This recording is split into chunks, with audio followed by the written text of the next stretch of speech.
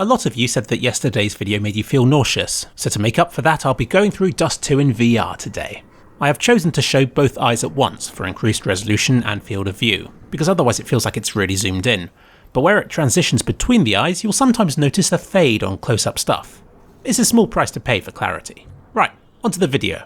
Big boy Steve ported Dust 2 to SteamVR, meaning I could walk about it like it was a real place. It's Source 2, but that's not the cool thing here because it doesn't utilise anything that makes it look that different from how it is right now in CSGO. In fact, it'll look slightly worse because some of the texture transitions are missing, and the lighting is flatter, with shaded parts appearing too brightly lit. But it's close enough that you get the idea. The big thing about Dust 2 in VR is, unsurprisingly, the VR. I was half expecting it to be a boring experience. It is, after all, the same Dust 2 I've been around 1,000 times already. But I was staggered by the difference that VR made, and feel my experience with it will have long-term repercussions on how I view the map. This isn't the first time it's been in virtual reality. It's been in Pavlov for years, and no doubt any other VR game with a map editor. But this was my first time. And my all-important first impression of it was, this is massive! Literally massive. I couldn't believe how big Dust 2 is. Even the tightest, most claustrophobic parts of the map seemed spacious and sprawling in VR. I dread to think of what Cobble would be like. At first I thought the scale must have been wrong, but let's go on a long walk over to bombsite A. This crate you can see over, and this one you can't. And it's the same in the normal game. I can even just about check short from this position. Thus, scale's correct, or at least close enough. But just think about this for a moment, and try to visualise one of these crates in your room. This one's taller than you are, and as wide as you are tall. Like, what's in these things? One of these crates is big enough to dominate a sizable room. You'd never get it through a doorway. This gap between the crates and the wall near short A is enormous. I could fall down there. I don't know why the cars surprise me, I see them all the time in real life, but the ones in CSGO are larger than life. Or are they? I had to go out and compare myself to some cars to make sure. I feel really stupid trying to explain what I mean here. I promise you, I have seen a lot of cars in real life, and this one in game is probably actual size. It's just that I never perceived the ones in Dust 2 as being full-sized cars until now.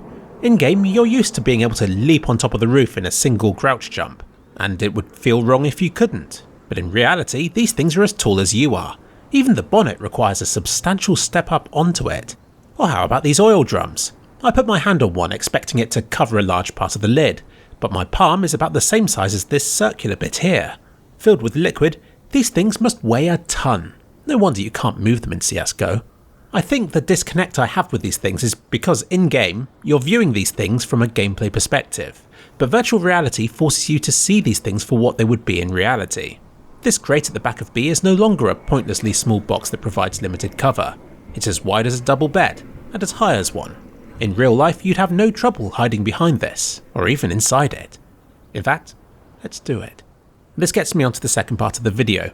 3D is more than just two screens. It's like another graphical option that you can toggle, like texture detail or polygon count.